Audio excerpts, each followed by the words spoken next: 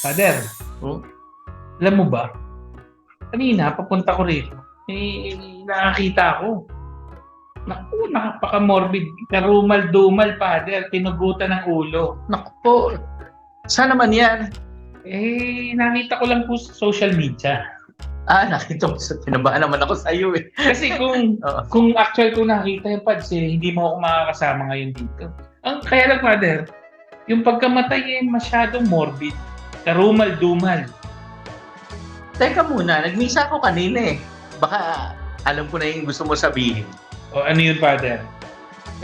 Ganyan namatay si Juan Bautista eh. Tama, mga kaberbog. Yung ating pag-uusapan ngayon Mhm. ay yung kamatayan, pero dahil kapistahan ni San Juan Bautista, pinapaalala ko lang. Naalala ko, nagmisa ka na pala kanina ng tungkol Oo, doon. akala mo ha. Pero nag-isip ako kanina, baka iba yun eh. Hindi. Naalala ko lang kasi yun yung pag-uusapan natin, yung kamatayan. Mhm. Tapos, ngayong araw na to, itong araw na to, ganito yun yung naranasan ni San Juan Bautista. Mhm. Diba? Yan ang ating topic, yung kamatayan. Mhm. Maganda yan. Alam mo, isa yan sa mga ayaw nating pag-usapan eh. Siyempre, ayaw din maranasan. Ikaw ba gusto mo? Hindi. Ayaw nating maranasan pero lahat tayo dadaan doon. Pero merong iba gusto pag-usapan yan. Lalo yung kasama natin ngayon. Gustong-gustong pag-usapan, yung kamatayan. Naku po, bakit naman? Paano? May punerarya siya. Ayan mga kaberbo. Ayan ang ating pag-uusapan sa ating ngayong araw ng Huwebes sa ating programa dito sa Verbum, ang salita sa buhay ko.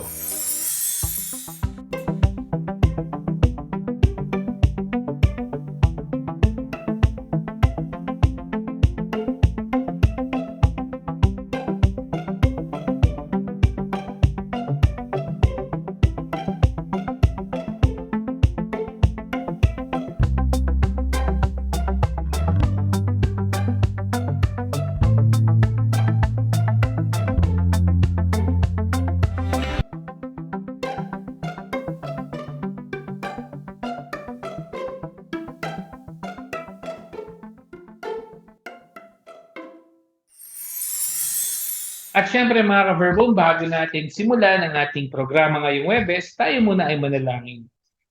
Okay? Lagay natin ang ating mga sarili sa presensya ng Diyos, tayo tumawag sa Kanya. Sa ngalan ng Ama, ng Anak at ng Espiritu Santo. Amen. Panginoon, makapangyarihan, kami po ay nagpupuri at nagpapasalamat sa iyo sa araw na ito dahil kami na naman ay tinipon mo upang aming pagnilayan ng iyong salita. Hinihiling namin, Panginoon, na sana gawaran niyo kami ng kabukasan ng isip at puso upang aming matanggap ang iyong mensahe sa aming pagninilayan sa araw na ito. Lalo't higit, maging handa kami na harapin ang ang aming pupuntahan pagdating ng panahon. Inataas namin ang lahat ng ito sa ngalan ni Jesus na aming Panginoon. Amen. Sa ngalan ng Ama, ng Anak, ng Espiritu Santo. Yan, Father. Humingi na tayo ng biyaya na harapin ang mangyayari.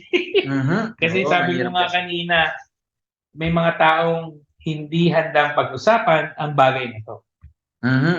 Hindi handang pag-usapan, kaya ayaw na ayaw lalong maranasan. Tama. So, Father, bilang pasimula, siyempre, saan ko makikita ngayon yun? O saan natin makikita sa Bible yung ating topic? Siyempre naman lahat ng yan, hanggat kaya natin na may makita dun sa kauna-unahang aklat para trivia na rin yung dating. Yan. Ano ba yung kauna-unahang kamatayang natala sa atin sa banal na kasulatan? At yan po ay matatagpuan natin sa ika-4 na kabanata ng aklat ng Genesis. Doon po sa ika-8 talata, binanggit po sa atin kung papaano nagkaroon ng kamatayan sa mundo. Babasahin po sa atin yan ngayon. Nung taong masayang-masaya sa topic na. Sabi niya, pagbabasahin natin siya ng balita ng kamatayan, baka maging kliyente niya. Sige. Sige po. Isang araw, niyaya ni Cain ang kanyang kapatid na si Abel. Pumunta tayo sa bukid. Sumama naman ito. Ngunit pagdating nila sa bukid ay pinatay ni Cain si Abel. Naku. Magkapatid yan. Yun nga, sasabihin ko murder na magkapatid pa. Oo, tawag natin dyan sa panahon natin, fratricide. Yan. Hindi insecticide yun, ha? Oo. Kung in-spray siya ng Baygon, insecticide.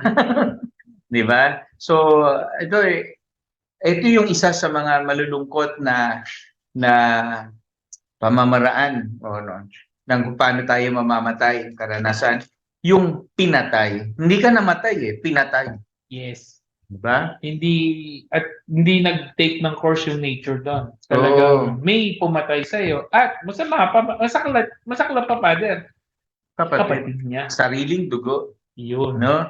Kaya dito makita natin talaga kung paano nakalulungkot man pero nangyayari yun No?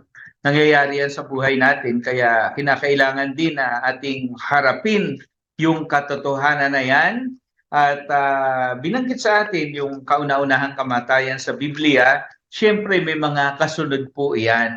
Kumustahin naman natin yung unang tao? Kailan naman kaya siya namatay? Yun, nagtatanong ko sana, Father. Diba? Kung pinatay yung isa sa kanyang mga unang anak, paano naman namatay yung tatay? Oo, kasi syempre, kung tutuusin nga, dapat kung sino mas matanda, nauna Okay. Kaya lang kasi dito, dahil pinatay, hindi naman namatay, no? Tingnan naman natin yung namatay. Yung unang namatay na unang naging tao. Yan. Diba? Paano, kumusta na kaya si Adan? Tingnan niya natin. Babasahin po natin mula po sa 5 kabanata ng aklat ng Henesis, doon po sa 4 hanggang 5 talata. Si Kuya Awin. Brother. Nabuhay pa siya ng 800 taon at nagkaroon pa siya ng mga anak na lalaki at babae. Namatay siya sa gulang na 930 taon. Uy, 930. Ikaw ba, Kuya Pip, gusto mo mabuhay gano'ng katagal?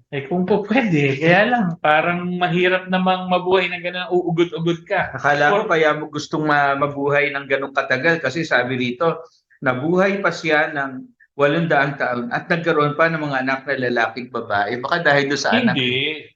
Ay dahil sa anak, pero gusto kong matugay-gayan yung aking mga anak. Hindi dahil gusto pa magkaanak o Ayoko magkaanak. Ayoko. Ayaw mo na, Tama na yun. Dala ka na ba? Oo, tama na kami. 3 lang kami anak ni Mayor. Ako yung panganay, tapos yung 2 anak.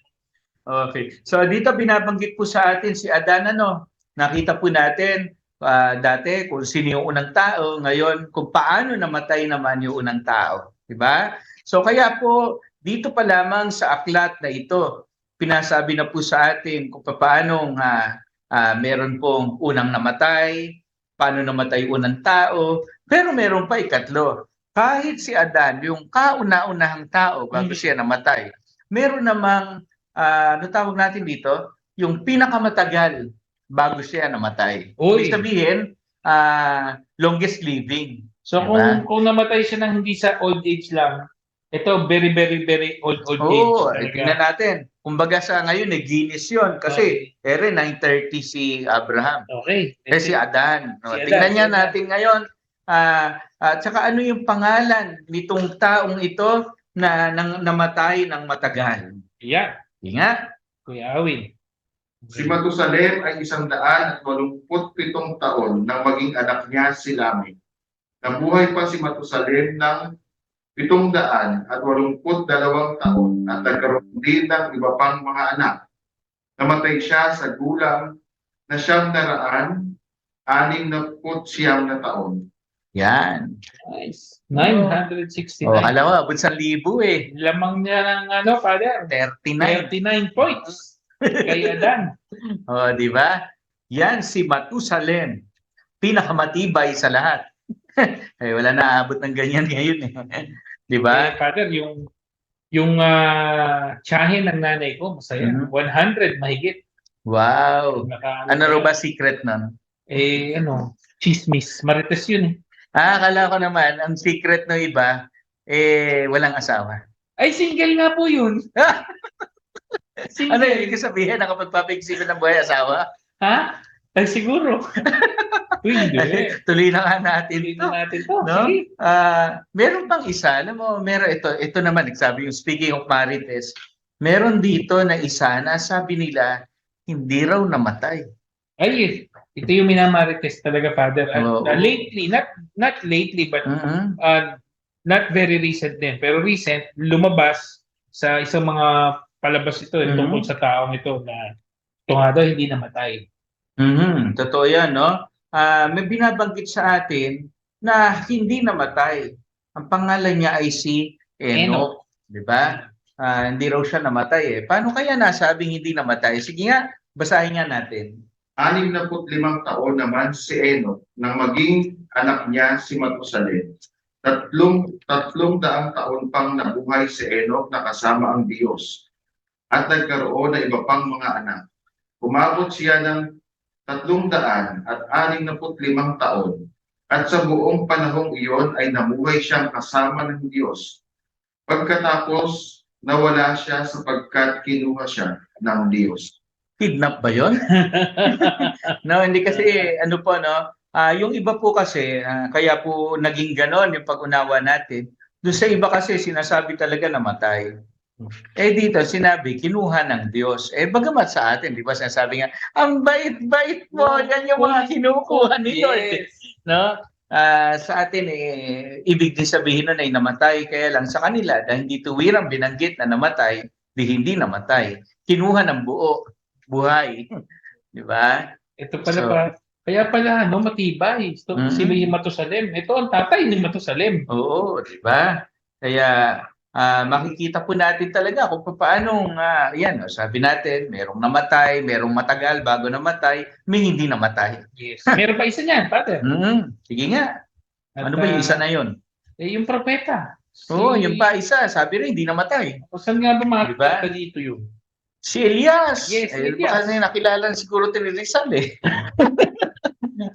Tingnan nga natin. Si Elias. O yan po yung matatagpuan naman natin sa ikalawang aklat ng mga hari. Babasahin ulit sa atin ni Brother Alvin. Sinabi ni Elias, mabigat ang hinihingi mo.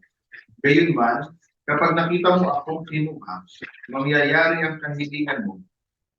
Kapag hindi mo makakamit ang hinihingi mo, patuloy silang nag-uusap habang naglalakad. Biglang may kumagitna sa kanilang isang karwaheng apoy na hila ng mga kabayong apoy. Nagkahiwalay sila at inakyat si Elias sa langit sa pamamagitan ng mga ipo-ipo. Kitang-kita ito ni Eliseo, kaya't nagpasigaw siya, Ama ko, magiting na tagapagtanggol ng Israel, at nawala na sa paningin niya si Elias. Ayan. Hindi rin sinabing namatay. Pero ito, tuwiran, nakita ni Eliseo, hindi nga namatay, tinangay talaga. Kidnap din. Oo, kidnap to eh. Maliwanag. Kasi nakita ko saan sinakay, Father. Oo, pero medyo kabado ko rito eh. Bakit? Mukhang pinag-usapan niya, alam niya kukunin siya eh. Sa totoo lang. Planado. Ine-expect na niya yun. Oo, pero hindi po yan. Gusto lang sabihin sa atin, dahil siya ay propeta, sinasabi sa kanya ng Panginoon kung ano yung kanyang kalooban, alam ni Elias kung ano ang gagawin ng Panginoon. Pero hindi niya yung tuwirang sinabi kay Eliseo, kundi yon ay sinabi niya, kasi may hiningi si Eliseo, ginawa niyang kondisyon, dapat makita. Yes. No? So, at meron po tayo mga patunay dyan na yun talaga ay pinaniniwalaan ng mga Israelita, no? Kaya makita po natin doon sa aklat ni Propeta Malakias, no? Sinasabi po sa atin doon, ngunit bago dumating ang nakahihindik na araw ng Panginoon, isusugo ko sa inyo si Propeta Elias. Muling magkakalapit ang loob ng mga ama at mga anak, kung hindi mapipilitan akong pumarian at wasakin ang inyong bayan. Yun po yung mga kahuli-hulihang salita ni Propeta Malakias doon sa kanyang aklat. Kaapat na kabanata po yan. Kaya makita po natin na dito pa lamang maliwanag doon sa mga Israelita na talagang si Elias ay hindi namatay, sinama ng Panginoon at sa takdang panahon, pababalikin niya. Yes. Diba? So, at meron pang binanggit sa atin yan. Binanggit niya sa atin ni Jesus mismo eh. Yes. Ibig sabihin, maging sa kanyang panahon, maliwanag sa kanila yung ganong katuruan at paniniwala. Babasahin muli sa atin ni Brother Alvin. Tinanong siya ng mga alagad, bakit po sinasabi ng mga tagapagturo ng kautusan na dapat maunang dumating si Elias? Sumagot siya, darating nga si Elias upang ihanda ang lahat ng bagay. At sinasabi ko sa inyo, dumating na si Elias, ngunit hindi siya kinilala ng mga tao at ginawa nila kay Elias ang gusto nila.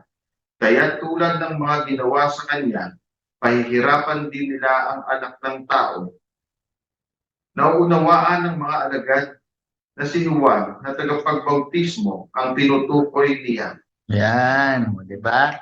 So maliwanag na maliwanag talaga sa kanila na si Elias hindi namatay. Yes. Di ba? Ngayon, yung pinaniniwalaan nila na si Elias, si Juan Bautista, yun ang namatay. Yung pinag-usapan natin Kanina. ngayon, yung listahan Oo. ngayon.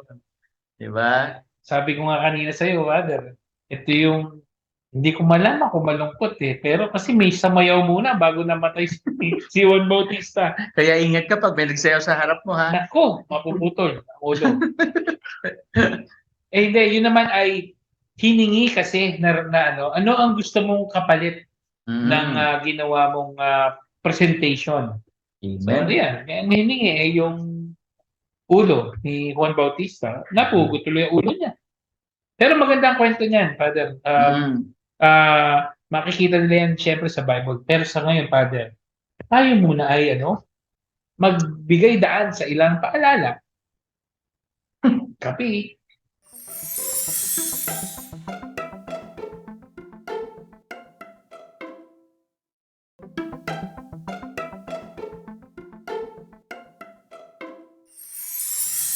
At nagbabalik po ang verbum, ang salita sa buhay ko. Kung kanina, Father, napag-usapan natin yung mga unang kamatayan, paano namatay si Adan, si Enoch, si Matusalem, si Elias. Father, dito ba tanongin kita, sa favorite saint mong si Saint Paul? Okay. Favorite mo si Paul, Saint niya na po Paul? eh. Kaya nga, yung favorite mong si Saint Paul, meron ba naman siyang sinulatan o nasulat tungkol sa ating topic na paksa na kamatayan? Meron, no? Kasi alam mo, San Pablo, kung tutuusin, hindi nga lang siya nagturo sa atin ang tungkol sa sa muling pagkabuhay no? Kundi siya mismo nakaranas nung siya ay pagpakitaan ng isang muling nabuhay. Kaya talagang gano'n na lamang yung kanyang paniniwala doon eh. Kasi kung natatandaan po natin, bagong buhay si San Pablo, di ba? Merong isang tinig mula sa langit na nagsabi, Saulo, Saulo, ba't mo ako inuusig? No? Doon pa lamang sabi mo lamang ko inuusig na sinasabi nito, ba't sinabing ako? No? Inuusig niya yung mga Kristiyano. Kaya doon pa lamang, mula noon talagang yung kanyang matinding paniniwala doon. Na paano mangyayari, namatay na yun eh. Di ba? Namatay na si Jesus, no? At ano ang masasabi sa atin ni Apostol San Pablo ngayon? Binabanggit po yan sa 15 kabanata ng kanyang sulat, o unang sulat sa mga taga-Korinto. Babasahin muli sa atin, brother. Kung ang pag-asa natin kay Kristo ay para lamang sa buhay na ito, tayo na ang pinakakawawa sa lahat ng tao. Sige, tanong ko nga sa iyo, Kuya Pete. Gusto mo magiging kawawa? Siyempre hindi. Pinakakawawa pa. Pinakakawawa pa. Oo, kasi nga, ang punto lang naman sa atin dito, alam naman natin, hindi lang ito yung wakas ng buhay natin eh. No, tapos, ang dami na natin ginawa para mapakita yan na yung mga ginagawa natin ay para naman magkaroon tayo ng gantimpala sa kabilang buhay. Yes. Tapos, wala naman palang kabilang buhay kasi hindi tayo muling mabubuhay. Diba? Nako, kawawa talaga yun. Kawawa talaga, Father. Pero, di ba sabi nga nila, ano nga ito, pinag-usapan natin sa philosophy dati, yung tungkol sa gagamble ka na rin lang. Oo, diba? the wager. The wager ka, gagamble ka susugal ka sa may buhay sa kabila o sa wala. Oo. Diba? So, pagka tumaya ka din sa isa, tapos meron palang buhay sa kabila. Laking kaligwihan mo. Diba? Kung tumaya ka doon sa wala, pero yung kabaliktaran naman, at least tinayaan mo tama. Oo, di ba? Kaya dito pinakikita. At ito, kung meron man sigurong pinakamatindi pang sinabi si San Pablo Mm. tungkol do sa kamatayan. Ito actually isa sa mga gusto kong naririnig. No, kasi ito may hamon eh. Parang nangahamon eh, no? Sige nga, Tungkol Father. sa kamatayan, at pag ito siguro naririnig ng mga taong takot sa kamatayan, eh lalakas ang loob. Sige nga, No? palakasin mo nga loob namin, Sige Father. nga, sige, babasahin uli sa atin ni Brother Awin. Nasaan o kamatayan ang iyong tagumpay? Nasaan o kamatayan ang iyong kamandag? Ang kamandag ng kamatayan ay kasalanan, at ang kapangyarihan ng kasalanan ay magmumula sa kautusan. Magpasalamat tayo sa Diyos na nagbibigay sa atin ng tagumpay sa pamamagitan ng ating Panginoong Jesucristo. Kaya nga, mga minamahal kong kapatid, magpakatatag kayo at huwag matinag, maging masipag kayo palagi sa paglilingkod sa Panginoon, dahil alam ninyong hindi masasayang ang inyong pagpapagal para sa Kanya. So, paano? Yan. Di ba? Anay ka, say mo. Di ba? Kaya nga, Father. Alam mo, ang challenge ko nga sa mga ka-verbum natin, di ba? Kasi sabi, magpakapagod ka sa paglilingkod sa Panginoon. Alam mo, pinakasimple yung paglilingkod, Pads. I-click yung share button ng pinapanood nila. Oo, siyempre. I-share nyo lang yan. Dahil kapag lilingkod na tayo sa Panginoon, di ba? Oo. At marami tayong natuturuan, napapalakas din ang loob sa pagharap sa kamatayan. Yes, totoo yan. At alam nyo, yun pong pananaw na yan sa kamatayan, hindi lang naman po kay San Pablo nagsimula, no? Yes. Kahit naman po sa balikan pa natin yung lumang tipan binabanggit na po sa atin yan ni Solomon Alam naman natin, 'di ba si Solomon pinakamarunong na tao, no? Binigyan siya ng Panginoon ng ganung biyaya dahil din naman yung kanyang hiningi para makapamuno siya ng maayos sa kaniyang bayan. Kaya babasahin po natin ikatlong kabanata ng aklat ng karunungan ni Solomon upang doon natin makita kung paano ba dapat tingnan kung ano yung kamatayan. Ngunit nasa kamay ng Diyos ang mga matuwid, at di sila makakaranas ng kauntimang pahirap. Sa akala ng mga hangal, namamatay ang mga matuwid. Iniisip nilang kapahamakan ang kamatayan, at tuluyang pagkawala ang pagpanaw nila. Ngunit ang totoo, payapa ang mga matuwid. Bagamat sa tingin ng tao, pinarusahan sila, ngunit sa totoo, may tiyak na pag-asa sila sa buhay na walang hanggan. Tutumbasan ng malaking pagpapala ang kaunting pagtitiis nila. Napatunayan ng Diyos na karapat-dapat sila. Sinubukan sila ng Diyos tulad ng ginto sa tunawan. Kaya't tinanggap sila na parang handog na sinusunog. Di ba? Alam mo, Father, ito yung kung dito sa habang tayo nabubuhay, halimbawa, nag-iipon ka ng pera para may mabili. Yung delaying gratification, kumbaga. Ito, Father, ang ultimate delaying of gratification. Oo, di ba? Kasi sa bandang huli raw, tayong lahat nasa kamay ng Diyos. Yes. Hindi tayo nawala. Yes. Bagamat yun ang pananaw ng iba. Kasi nga, pagka masyado ka materyosong tao, ganun talaga titingnan mo Kawalan ang lahat. Pero ang sinasabi sa atin, sa kahuli-hulihan, tayo pa nga yung nagkamal. Yes. No? Isipin nyo yung salitang yun, na parang tayo pa talaga tumanggap ng todo-todo. Totoo, Father. At hindi lang yan yung sa buhay na walang hanggan. Pwede rin natin siyang ikumpara, Father, sa simpleng pamumuhay. Halimbawa, ito napag-usapan namin ni Mayor dati pa, na sabi namin, bili tayo ng TV. Di ba ang TV pa, ang bilis ng model. Sabi ko, ganito na lang. Umaandar pa naman yung TV natin, antayin natin na maluma yung model na bago ngayon. Kasi, pag Father, yung features naman ng bago, makukuha mo din. So, may delaying of gratification. Yung pagsasakripisyo, yun yung hamon sa atin, Father, dito sa sinabi ni Solomon. Yung ating pagsasakripisyo, no? Hindi yung TV, yung ating pagsasakripisyo sa buhay, yung ating mga nararanasang hirap dito, may kapalit.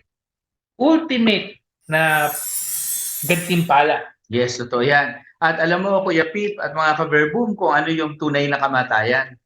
Ang tunay na kamatayan po, may binabanggit sa atin si Apostol San Juan doon sa isa sa kanyang mga sulat.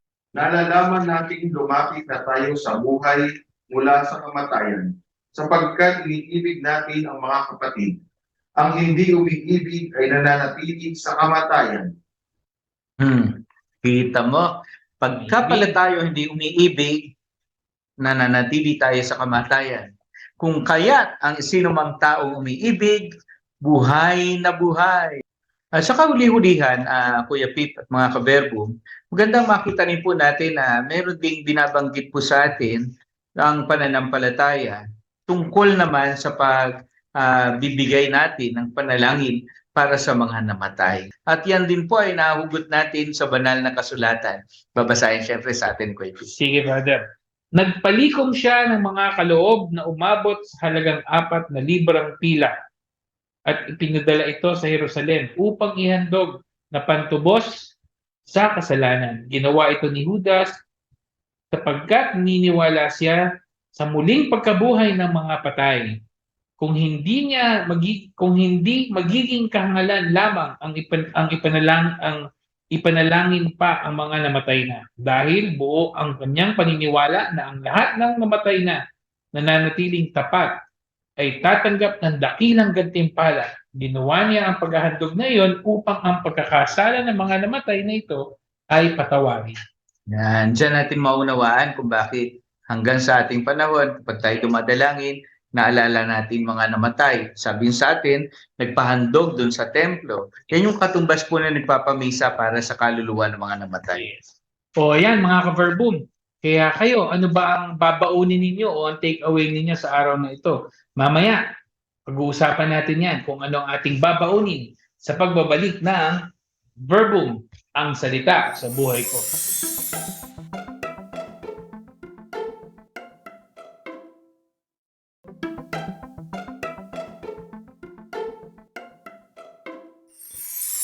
At nagbabalik po ang Verbum. Ngayon naman, Father, ito ang babaunin ko, ang take away ko sa araw nito. Hindi pa natin dapat katakutan. Sina-challenge pa nga ni San Pablo, kamatayan, nasa ng kamandag mo, di ba? Doon mo rin naunawaan kung bakit pinag-usapan natin kanina sa pinugutan ng ulo. Si Juan Bautista, hindi rin takot sa kamatayan. Father, ngayon ko naunawaan, kaya pala yung ating mga martir ay hindi natakot sa kamatayan. Yan. Naku, Father, ang ganda ng kwentuhan natin ngayon.